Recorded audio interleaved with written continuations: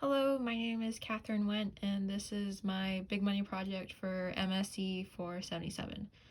So I made a customizable Obento box. I have a mini storage version to show, so it'd look a little better in the video in the frame.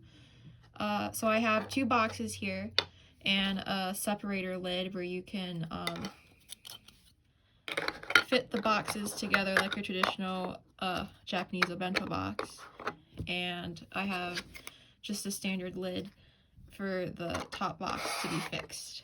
So you can customize this to be like a traditional lunchbox or just like cute storage, like maybe use this for like paper clips or binder clips, whatever you may need. And I decided to make this because I lived in Japan for 9 years and I don't have any Obento boxes with me.